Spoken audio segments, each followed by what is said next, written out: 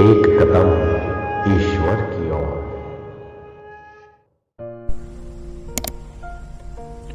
उत्पत्ति प्रकरण 61वां सर्ग।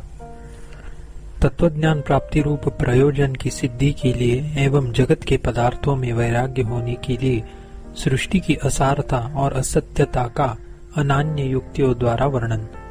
श्री रामचंद्र जी ने कहा, ब्रह्मन परब्रह्म को मैं देह हूँ इत्यकारक अहम भाव से रहित देह में अहम भाव के कारण के बिना भी अहम ऐसी भ्रांति और परमाणु तथा क्षण के मध्य में इस जगत की, जो कि बड़ा विस्तृत और चिरकाल व्यापी प्रतीत होता है, स्थिति का कोई कारण नहीं है। फिर भी उसमें जगत ऐसी भ्रांति जैसी कल्पना और युक्ति से उदित होती है। इसे आप मुझसे फिर ऐसे ढंग से कहिए कि मेरी समझ में आ जाए। श्री वशिष्ठ जी ने कहा, वत्स श्री रामचंद्र जी, चूंकि ज्ञानी सब प्रकार की सकल भ्रांतियों को स्वरूप चैतन्य के अंदर ही स्थित सदा जानता है, कभी भी उससे अतिरिक्त कोई भी भ्रांतियां नहीं है, अतः सब सर्वात्मक ही है, वह समता ही है। सबके सर्वात्मक होने पर तनिक भी विषमता शेष नहीं रहती। जब विषमता नहीं है तब जन्म आदि विकारों की उपपत्ति कहा। इसलिए अज यानी परमात्मा ही वस्तुतः है। इस जगत की भ्रांति कारण बिना हुई है, ऐसा जो कहा वह ठीक ही कहा, यह भाव है। चित्त का भेद नहीं है, सब बोध, चाहे वे अर्थों के हो चाहे शब्दों के, ब्रह्म ही है। चित्त भी ब्रह्म से अतिरिक्त नहीं है। विषय निष्ठ भेद के संबंध से चित्त में भेद प्रतीत होता है। विषय का निस्सारण होने पर चित्त में भेद नहीं रहता। संपूर्ण विषय रूप शब्दार्थ और उनके अवयव रूप जो तत्त आकार है, वे बोधों के नहीं है, क्योंकि चित्त में जड़ आकार के रहने में कोई युक्ति नहीं है। जो आकार अनुभव में आता है वह वृत्ति का ही है, बोधों का नहीं, यह तात्पर्य है। जैसे कटकता सुवर्ण से पृथक नहीं है और जैसे तरंगता जल से पृथक नहीं है, वैसे ही जगत भी ईश्वर से पृथक नहीं है। ईश्वर यानी चित्त ही जगत रूप हुआ है। यह जगत ईश्वर का विवर्त है। यदि जगत का ईश्वर से भेद होता तो ईश्वर उसके प्रति कारण नहीं हो सकता, यह भाव है। ईश्वर में जगत रूप ही नहीं है। भाव यह कि विवर्त की पृथक सत्ता नहीं होती। इसी प्रकार कटक कुंडल आदि भी सुवर्णात्मक ब्रह्म के विवर्त ही है। सुवर्ण में कटक आदि पृथक नहीं है, क्योंकि विवर्त की पृथक सत्ता नहीं होती, यह ऊपर कहा गया है। जैसे अनेक अवयवों का समुदाय भूत अवयवी का रूप लोक में अविरुद्ध है, वैसे ही अनवयव भूत यानी नित्य चित्त की एकात्मता कल्पित अनेक रूपों से अविरुद्ध है। एकात्मा होने पर सबको सर्वात्मा का लाभ होने से अनेकता हट जाती है। इससे भी विरोध का ही अभाव है।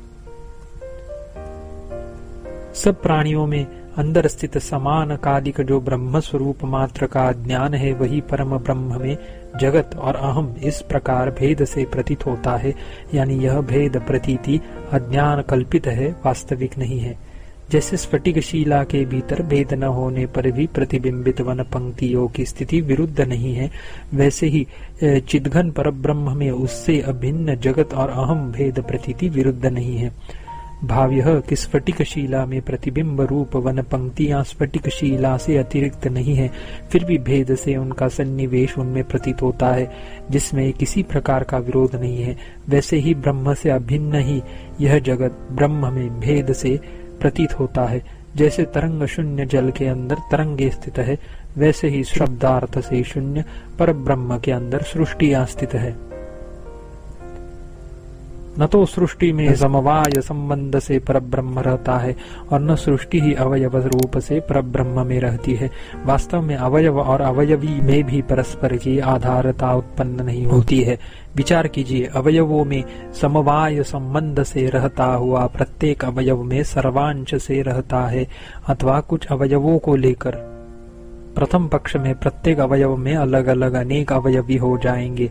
ऐसी स्थिति में गाय के कान में भी संपूर्ण गाय रहेगी, अतः उसके दोहने आदि कार्य होने लगेंगे और अवयवों का विश्लेषण होने पर भी अवयवी का जाति से समान नाश नहीं होगा। दूसरे पक्ष में अनवस्था से अनंत अवयव होने के कारण मेरु और सरसों में साम्य हो जाएगा। तात्पर्य यह है कि जब प्रत्येक अवयव में कुछ अवयवों को लेकर अवयवी रहता है, ऐसा यदि माना जाए तो जिन अवयवों को सद्भाव मानना पड़ेगा फिर उन अवयवों में भी मानना होगा। ऐसी स्थिति में अनवस्थित अनंत अवयव मानने होंगे। फलतः मेरु और रसों में समान परिमाण की प्रसक्ति होगी, क्योंकि दोनों के अवयव अनंत है। इसी प्रकार अवयव भी अवयवी में क्या एक भाग में रहते हैं या सर्वांश में? पहले पक्ष में अनवस्था दोष होगा, द्वितीय पक्ष में अन्य अवयवों का समावेश न होने से तथा अद्वितीय ब्रह्म में अवयवों का संबंध नहीं होने से संपूर्ण द्रव्यों की निरवयवत्वापत्ति हो जाएगी। इसीलिए अवयव और अवयवी की अनवयवों से ही यह सत्ता है, यह सिद्धांत है।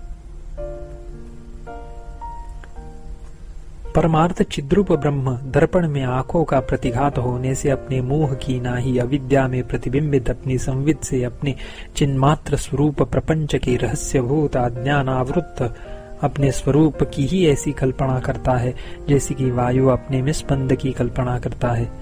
यह शब्द तन्मात्रा जो पहले अपने कारण में लीन थी, सर्वशक्तिमती माया से संविलित ब्रह्मरूप को धारण कर चित्त से अंतःकरण में उसी क्षण में संकल्प के समान चिद्रूप आकाश की तुल्य स्फुरित होती है, वही आकाश की उत्पत्ति है।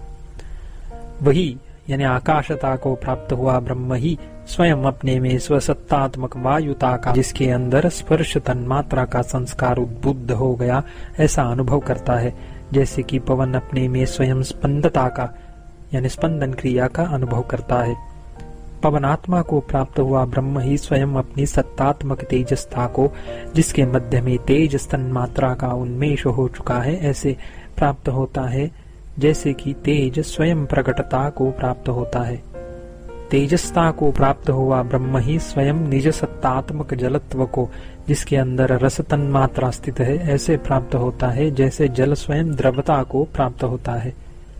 यह चित्त का चमत्कार ऐसा है कि इसकी प्रतीति का तराजू में जोखे हुए की नाई कठिनाई से लक्ष्य करने योग्य निमेष के लाखवें हिस्से के तुल्य है। इस तरह का भी जो संबित का जगदाकार स्फुरण है, वह करोड़ों कल्पों तक रहने वाली सृष्टियों की परंपरा बन जाता है।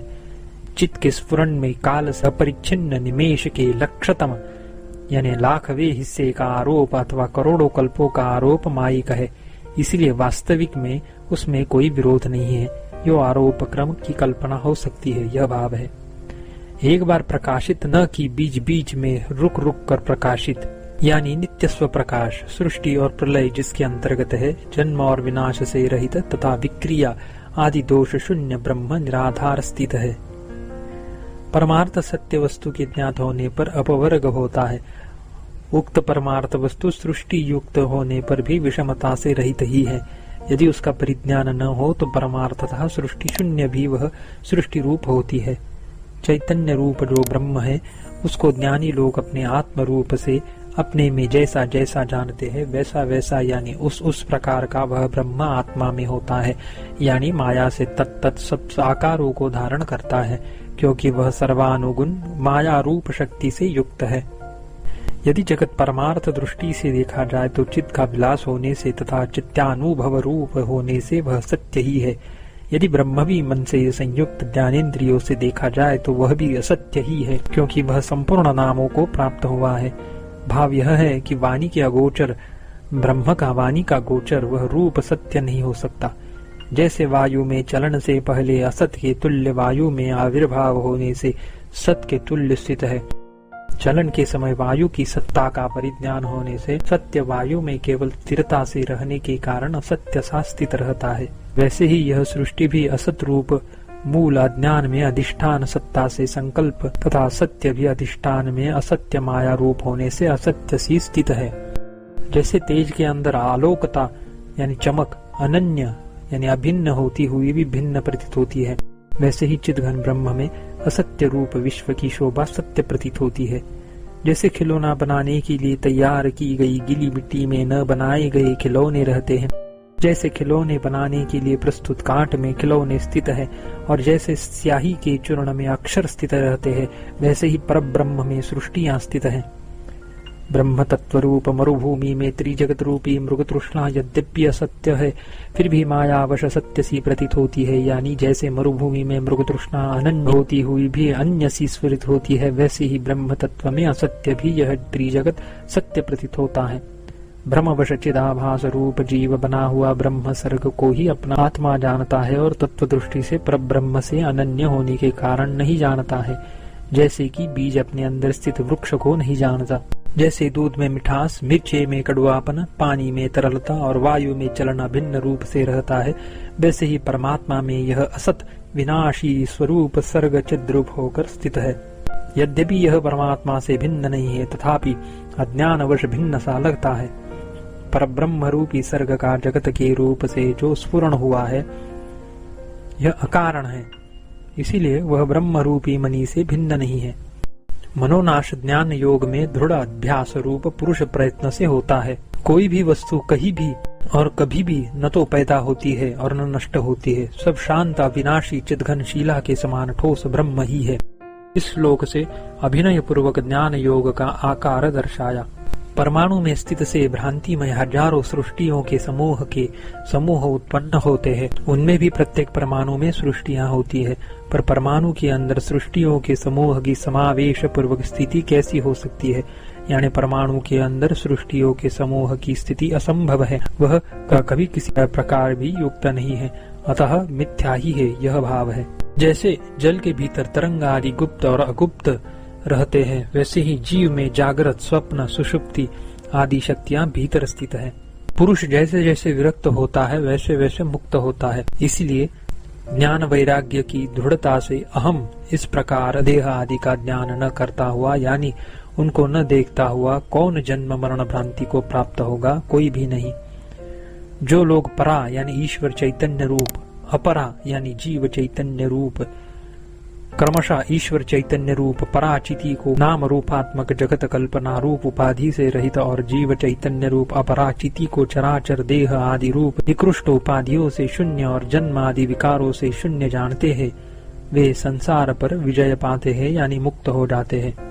पर ब्रह्म में व्यष्टि जीव रूप प्रकट अद्वितीय चिति ऐसी रहती है जैसे द्रवभूत जल के अंदर आवर्त की रेखा रहती है। वही अहंकार से युक्त होकर इन जगतों को धारण करती है।